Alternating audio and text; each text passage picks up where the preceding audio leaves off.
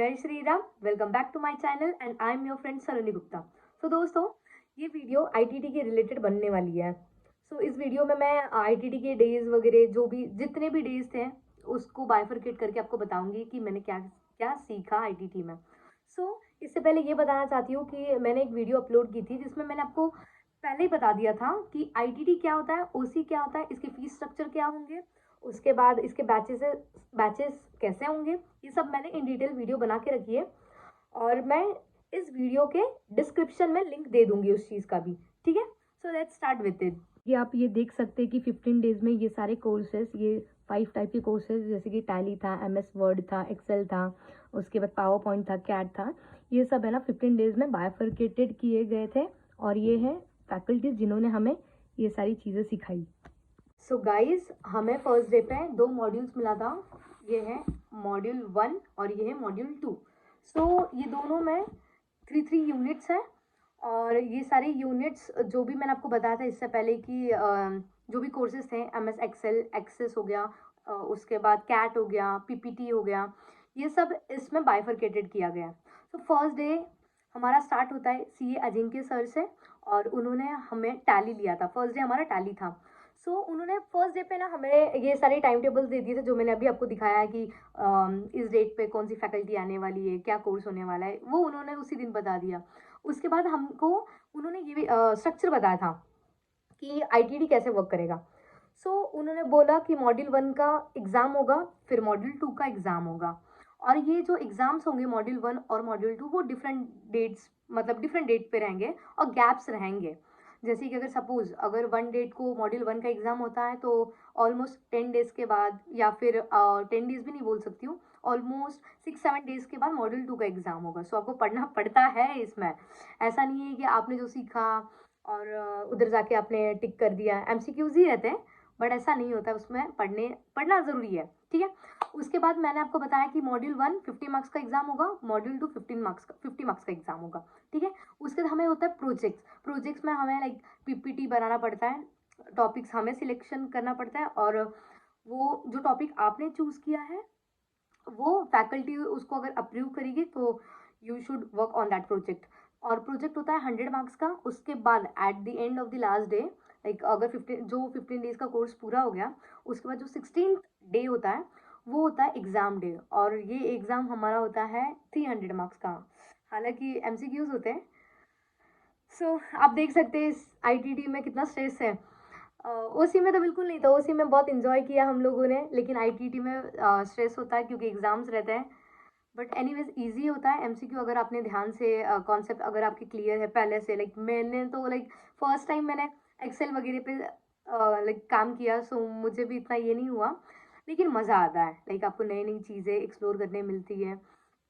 Superb है, सारी जो फीलिंग है एकदम मस्त, एकदम बढ़िया लगता है। डोंट वरी गाइस, इजीली हो जाएगा करके। ये आप देख सकते हैं, ये सारे नोट्स वगैरह हमने सर ने करवाया हमसे। ये डे 1 तक इधर तक है। फर्स्ट डे जो अजिंक्य सर ने सिखाया वो तो मैंने बता दिया, लेकिन उनका एक तरीका था। पहले वो सिखाते थे, फिर हमें प्रैक्टिकली अपने पीसी पे करवाते थे और उसके बाद वो नोट्स भी देते थे। नोट्स लाइक है ना, उन्होंने अपने स्क्रीन पे डिस्प्ले किया था और हमें हमारे पीसी पे एक फोल्डर बनाना था अपने नाम का। एक मेरा नाम सलोनी, तो सलोनी नाम का फोल्डर बनाना है और उस फोल्डर में जाके नोट्स में उन्होंने जो भी नोट्स दिए थे वो हमें टाइप करना था। और हाँ, एक बात बोलना चाहती हूँ कि अगर आप आईटीटी को एनरोल कर रहे हैं, आपको इस चीज़ का ध्यान रखना पड़ेगा कि जो भी नोट्स वगैरह दिया जा रहा है आपको, वो आपके पास हमेशा रहे। बिकॉज वो जो बेसिक नॉलेज है, लाइक मैंने 15 डेज मैंने एक ही चीज़ सीखा कि ये सारी जो बेसिक चीज़ें, एक्सेल, एक्सेस, पीपीटी और टैली, ये कोई बताएगा नहीं। लाइक आर्टिकलशिप में भी हमें डायरेक्टली बोल दिया जाएगा कि परचेज की एंट्री करो, सेल्स की एंट्री करो, जर्नल एंट्री जो पास करना है। हमें पता है कि प्रैक्टिक मीन्स रिटर्न में तो हम लोग इजीली सॉल्व कर सकते हैं, but practically what about practical. तो प्रैक्टिकली ऐसे ऑलमोस्ट आर्टिकलशिप में बताया नहीं जाता क्योंकि उन्हें पता रहता है कि CA students always like extra होते हैं। ज़रूरत नहीं है इन्हें बताने की। गाइज प्लीज़ ध्यान से पढ़िए और उस चीज़ पे काम करिए ताकि वो आपको लॉन्ग टाइम तक याद रहे। नोट्स वगैरह जो भी रहेगा एकदम अच्छे से आपके पास रखिए एंड तक, सीए बनने तक, या सीए बनने के बाद भी रख सकते हैं आप। Guys, day 2 starts with Rutuja ma'am, और रुतुजा मैम ने एमएस वर्ड लिया है। एमएस वर्ड का बस एक ही लेक्चर हुआ, उसमें उन्होंने सारी बेसिक्स सिखा दिया एमएस वर्ड के रिलेटेड सारे, उन्होंने बहुत सारे क्वेश्चंस किए थे। और हाँ, स्टार्टिंग में जब वो आए उन्होंने हमें प्रोजेक्ट्स के बारे में इन डिटेल समझाया कि प्रोजेक्ट्स कैसे करना है, पीपीटी में क्या करना है आपको, कैसे स्लाइड्स बनाने, कितने पेजेस के आपका प्रोजेक्ट कितने पेज का होना चाहिए, क्या साइज आपको यूज़ करना चाहिए, कौन से पिक्चर्स होने चाहिए, ये सब के बारे में उन्होंने डिस्कस किया। उसके बाद उन्होंने डिफरेंट शॉर्टकट्स बताए, जैसे कि स्क्रीनशॉट कैसे लेना है, अगर फ़ॉन्ट का साइज़ इंक्रीज़ करना है, डिक्रीज़ करना है, we should not use mouse, directly keyboard से आप कर सकते हैं। उसके बाद स्क्रीन का साइज़ कैसे चेंज करना है उन्होंने ये भी बताया।